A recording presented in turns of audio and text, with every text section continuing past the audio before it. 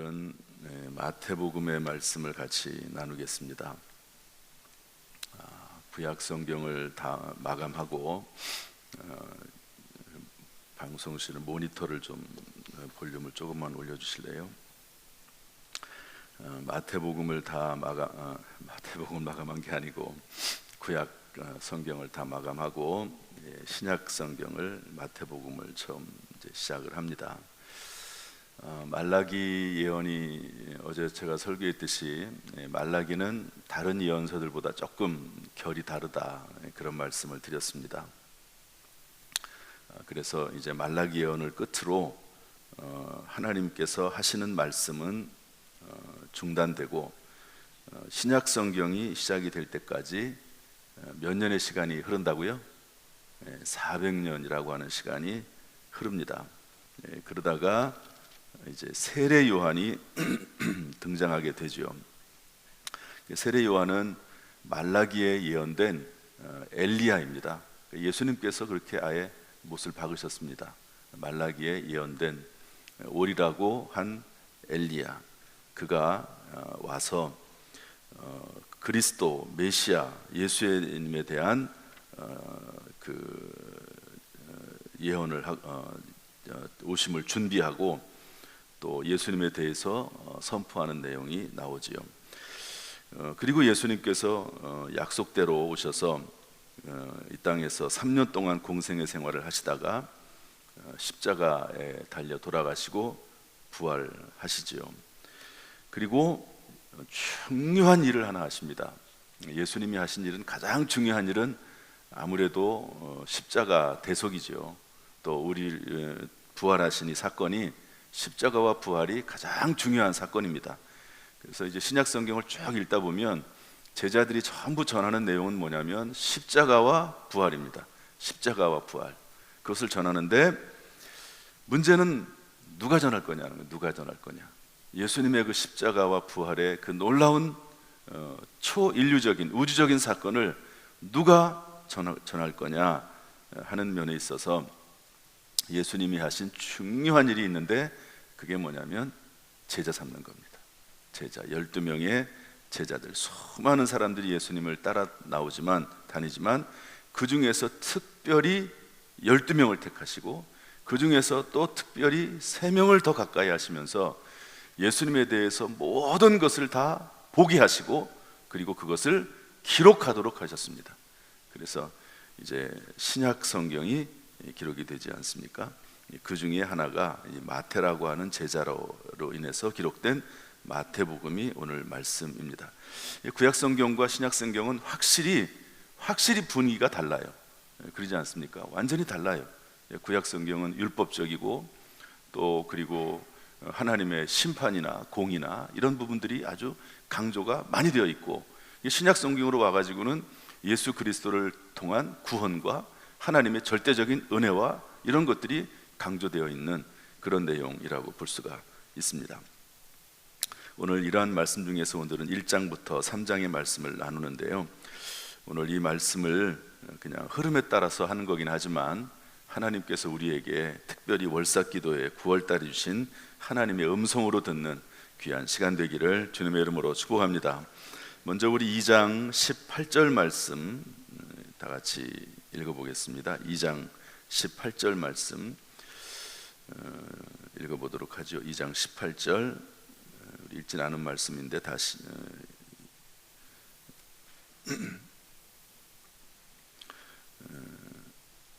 잠시만요.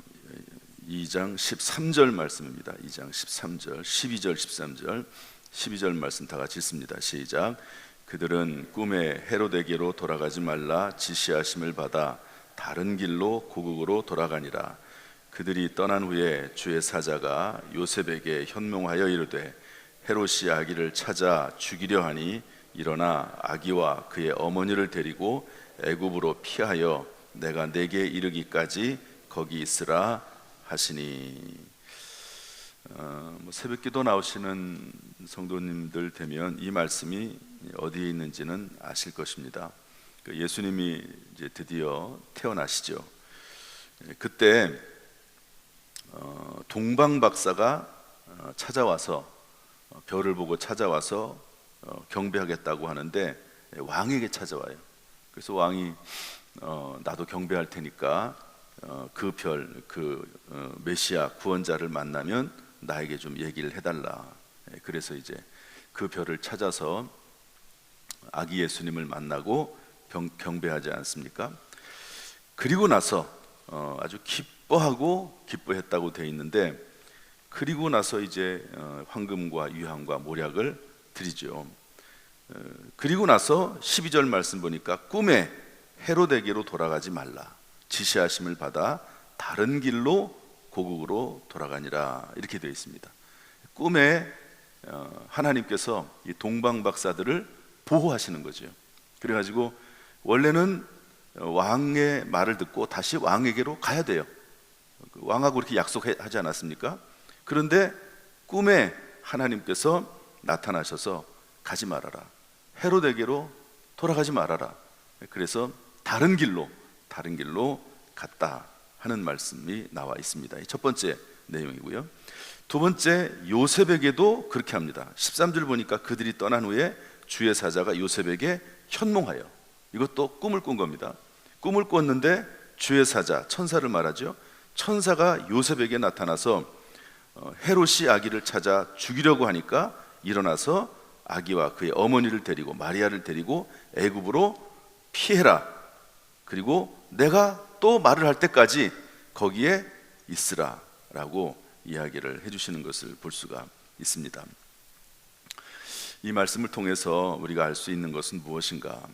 하나님은 피할 길을 주시는 분이시다 하는 그런 말씀입니다. 한번 따라서 합시다. 하나님은 피할 길을 주시는 분이시다. 다시 한번, 하나님은 피할 길을 주시는 분이시다. 여러분, 9월달 특별히 하나님께서 우리에게 피할 길을 알려주시기를 주님의 이름으로 축복합니다. 여기서는 꿈을 통해서 하나님이 알려주셨어요.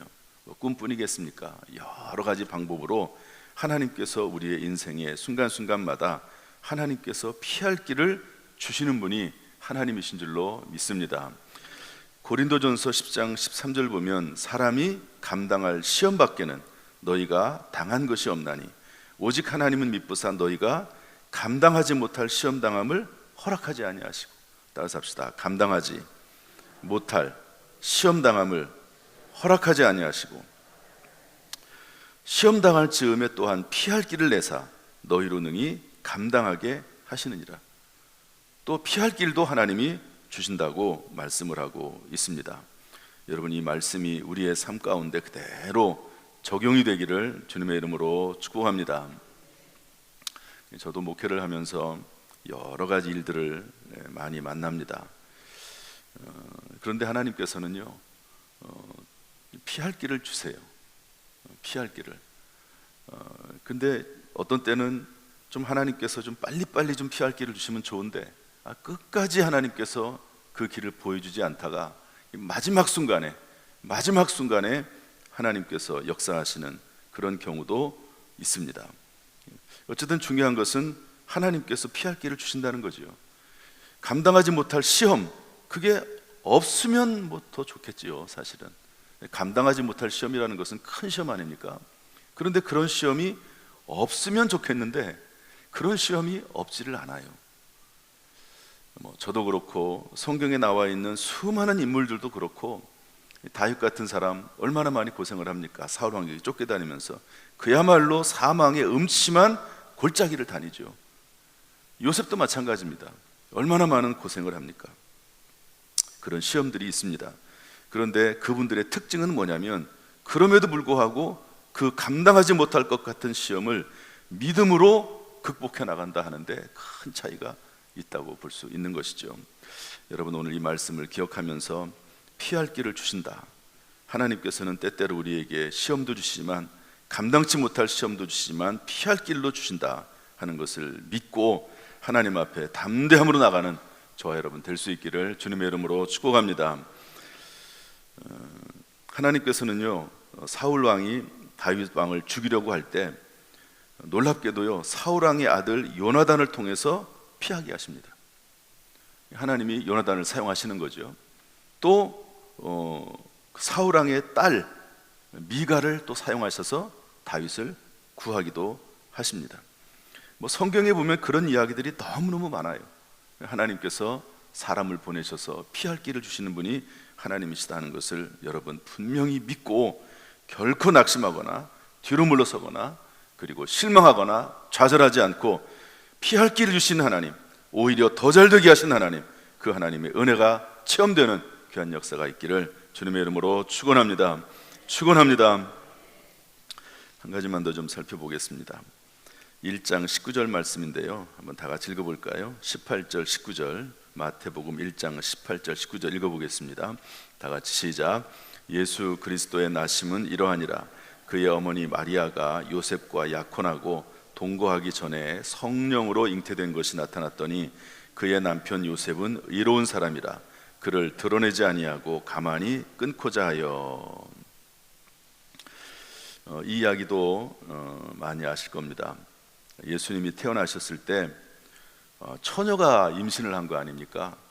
그런데 요셉하고 약혼을 했잖아요. 그런데 그게 알려졌어요.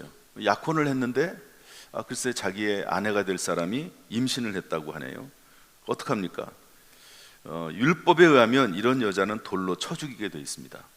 그런데 여기 뭐라고 되어 있냐면 남편 요셉은 의로운 사람이라 그를 드러내지 아니하고 가만히 끊고자 하여, 이렇게 되어 있거든요. 여러분, 의롭다고 하는 단어를 이 신약 성경에서 마태복음 부분부터 새롭게 정의합니다. 이게 상당히 중요한 부분인데요, 구약 성경에 의롭다고 하는 것은 율법에 따라서 행동하는 것이 의로운 겁니다. 당연히 이 마리아는 돌로 쳐서 죽여야 됩니다. 이것이 의로운 겁니다. 그런데 그 남편 요셉은 의로운 사람이라 그를 드러내지 아니하고 가만히 끊고자 하여, 이 일을 생각할 때에 이렇게 되어 있습니다.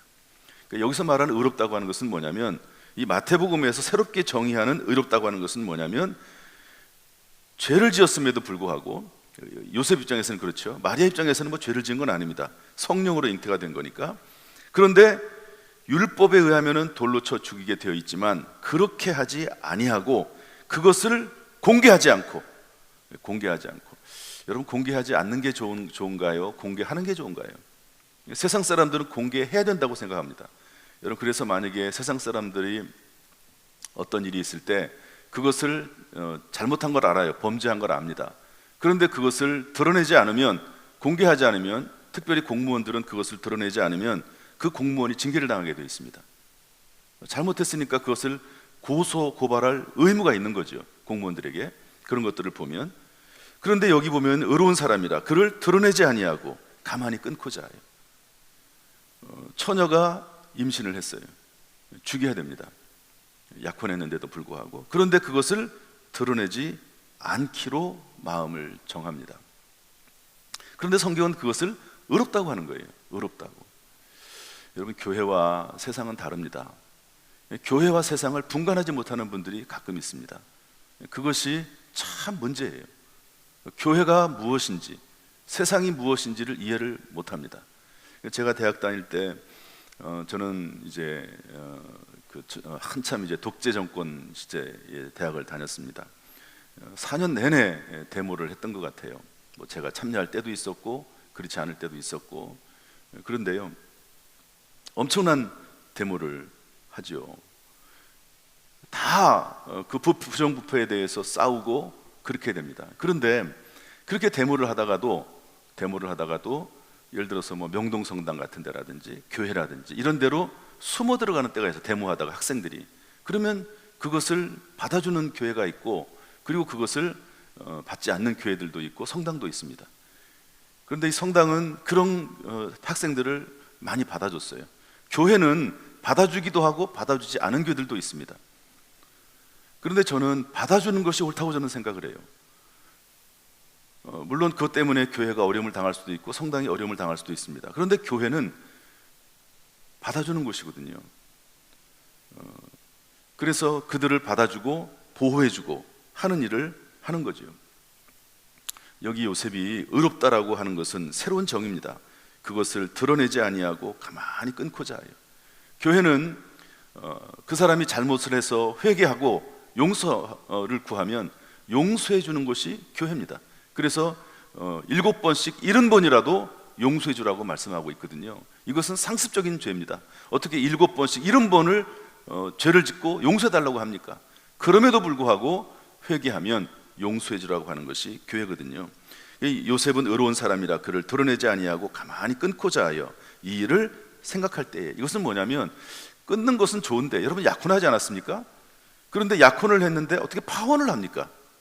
파혼하는 거 쉽지 않잖아요. 잘못이 드러나면 그 잘못한 것을 드러내놓고 파혼할 수 있습니다.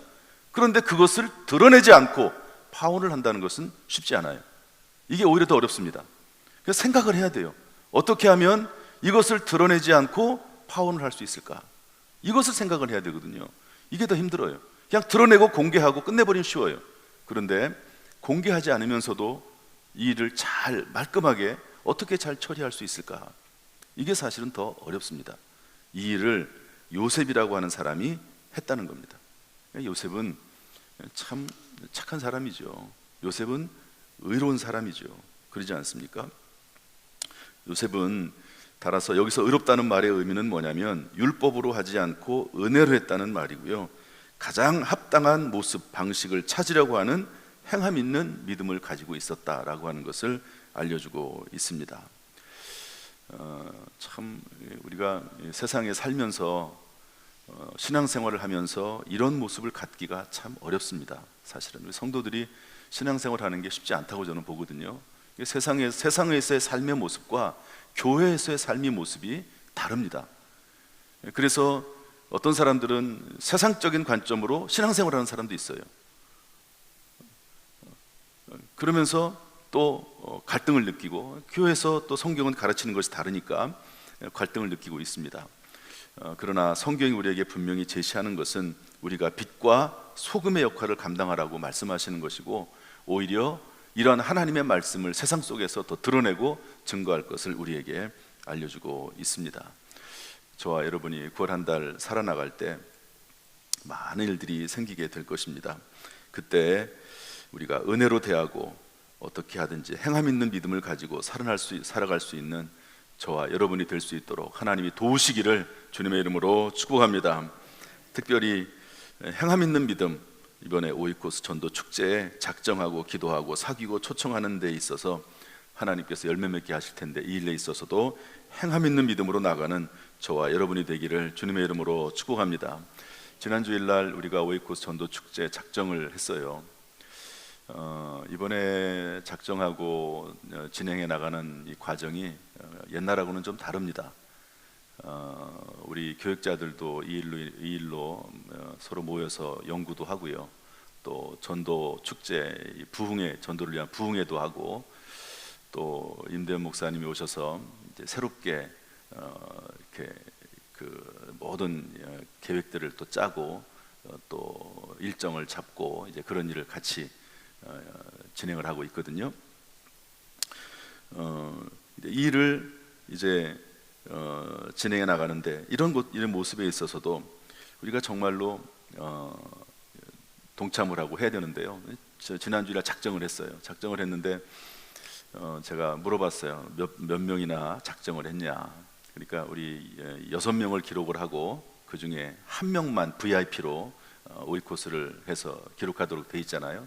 그러니까 6명은 빼고, 6명은 이제 계속해서 기도할 사람들이니까 빼고, 한 명 그 VIP로 쓴 한 명, 그 한 명의 명단이 전체적으로 합할 때 몇 명이 되나 이렇게 물어봤어요. 그랬더니 VIP 한 사람당 한 명만 쓴 VIP 명단이 한 100명 정도가 되더라고요. 100명이 넘었더라고요. 여태까지 우리 교회가 이렇게 전도한다고 하면서 100명이 뭐 이렇게 작정이 넘어간 적이 거의 없습니다. 그냥 막 이렇게 써내는 거 있잖아요. 그런 거는 많지만 내가 꼭 데려오겠다고 작정하면서 한 명을 이렇게 기록한 사람은 100명이 뭐 넘어간 적이 없을 거라고 생각이 됩니다. 어쨌든 우리 성도님들이 하려고 하는 마음이 있고, 또 우리 교육자들도 새롭게 이 일을 또 열심을 다해서 귀중한 마음을 가지고 지금 하고 있습니다. 이게 단순히 영혼을 구원하는 것뿐만 아니라 그것을 뛰어넘어서 이 일이 잘 되면 정말 성도들이 사람과 사람 사이의 관계를 잘 유지할 수 있겠다. 이 불신자들과의 관계, 또 성도들과의 관계, 이 관계가 정말 잘 유지가 될 수뿐만 아니라 좋은 관계를 맺는 그런 방법도 서로 이렇게 성장해 나갈 수 있겠다. 작정하고 기도하고 사귀면서 그분들에게 이게 6주만 하는 거거든요. 6주만 집중해서 하는 거예요. 6주만. 뭐 매번 할 수도 있겠지만 그러면서 차를 마시고 선물을 사주고 같이 식사를 나누는 이 시간들이 얼마나 귀한 시간인지 모르겠다는 생각을 해보게 됐습니다. 제가 이번에 이런 일들을 쭉 진행하면서 책을 제가 요즘 3권을 읽고 있습니다. 책을 읽고 있는데 그 책 중에 제 마음에 와 닿는 내용들이 참 많습니다. 야, 어떻게 이런 세계를 모르고 지금까지 살았을까 하는 그런 내용들이 많은데요. 그 중에 또 아주 중요하게 또 제 마음에 남은 게 하나가 있습니다. 이 전도에 대한 이야기를 하면서 어쩔 수 없이 전도에 대한 이야기는 관계에 대한 이야기를 할 수밖에 없거든요. 그런데 이 관계가 너무너무 중요한데 이런 말을 썼습니다. 관계가 좋지 않고서는 영혼이 잘 될 수 없다. 이런 말을 어떤 분이 거기다 써놨어요. 한번 따라합시다. 관계가 잘 되지 않고서는 영혼이 잘 될 수 없다. 그런데 여러분 요한삼서 1장 2절 말씀 보면 영혼이 잘됨 같이 범사가 잘 되고 강건하기를 원한다 이렇게 돼 있잖아요. 영혼이 잘됨 같이 범사가 잘 되고 강건하기를 원한다 이렇게 돼 있는데 그 영혼이 잘 되는 거, 물론 영혼이 잘 되려면 기본적으로 예수 믿고 말씀에 따라 살고 또 기도하는 삶을 살아야 되겠죠. 그런데 이분이 보는 관점은 조금 달라요. 뭐냐면 그런 것도 물론 영혼이 잘 되는 거지만 관계가 잘 돼야지 영혼이 잘 된다 이렇게 기록을 해놨어요. 그런데 이 말이 맞는 게 뭐냐면요, 성경에 뭐라고 되어 있냐면 부부에 대한 이야기하면서 부부간에 서로 관계가 좋지 않으면, 부부간에 사이가 깨져 있으면 기도가 막힌다고 되어 있습니다. 기도가. 여러분들 이런 것들을 경험을 해봤을 겁니다. 부부간에 사이가 안 좋아가지고 서로 다투고 있고 싸우고 있고 부부간에 문제가 있는데 기도가 됩니까? 그것은 영적으로 되지가 않아요. 그런 것처럼 관계가 깨져 있으면 영혼이 잘 될 수 없다 이런 글을 써놨는데요, 제가 참 그 마음이 많이 감동이 되더라고요. 제가 볼 때는 상당한 통찰이라고 생각을 합니다. 그래서 우리가 오이코스 전도하는 것, 그것 자체만으로 영혼을 구원하고 전도하는 것 중요한 일이지만 이 일을 통해서 성도들의 신앙이 좀 더 깊어지고 더 넓어지고 더 성장해가는 이런 일도 일어날 수 있겠다. 우리 교회가 정말 신앙적으로 영적으로 성장하는 그런 교회가 될 수 있겠다. 복된 신앙생활, 행복한 신앙생활이 가능해지겠다. 이것은 한 번 하고 말 일이 아니라 제가 기본적으로 일단은 4년 6개월을 잡았지만 꾸준히 해나가면서 우리 교회는 모든 성도들, 그리고 우리 교회 신앙생활하는 모든 성도들이 이 일에 서로 협력했으면 좋겠다, 이 일에 서로 발전해 나갔으면 좋겠다, 그런 마음을 가지고 진행을 해 나가고 있는 것입니다. 여러분, 또 앞으로도 이런 전도뿐만 아니라 여러 가지 소그룹에서 해야 될 일들이 많이 있더라고요. 여러분, 이 일을 위해서 기도해 주시고요, 저도 조급하게 하지 않을 겁니다. 그리고 제가 무리하지 않을 겁니다. 그리고 이 일에 있어서 억지로 하지 않을 겁니다. 성령께서 인도하시는 대로 성령님의 도우심을 받아가면서 함께 교육자들과 충분히 토론하고 상의하면서 이 일을 함께 해나가려고 해요. 제가 그 3권의 책을 읽는데 그 3권의 책의 특징이 뭐냐면 제가 옛날에 읽었던 모든 책들을 다 가지고 지금 올려놨습니다. 10권이 넘습니다. 이런 일에 관련된 책들, 안 가져온 책까지 하면 20권이 넘을 겁니다. 그런 책들을 제가 다시 한번 읽어가면서 우리 목회자들, 이분들하고 함께 일을 해나갈 것이고, 그리고 다음 주에 있을 우리 중직자들, 장로님들, 또 셀 리더들, 총무들, 그리고 교사들, 이런 분들하고도 충분히 공유해 나가면서 이분들의 의견을 들어가면서, 또 의견을 그렇다고 해서 하지 말자고 하면은 그 말을 들을 수는 없지요. 그러나 함께 서로 의견을 공유해 가면서 서로 뜻을 모아가면서 이 일을 진행하려고 합니다. 그 이유는 너무 중요하기 때문에, 이 일은 하나님이 기뻐하신 일이라고 그런 확신이 있기 때문에 이 일을 진행해 나가고 있는 겁니다. 우리 9월 한 달 정말 우리 교회가 귀중한 대전환점이 되는 그런 시간이 되지 않을까, 그런 생각을 가지고 있습니다. 여기 욥이 의로운 사람이다, 의롭다고 하는 개념이 여기서 완전히 바뀌지 않습니까?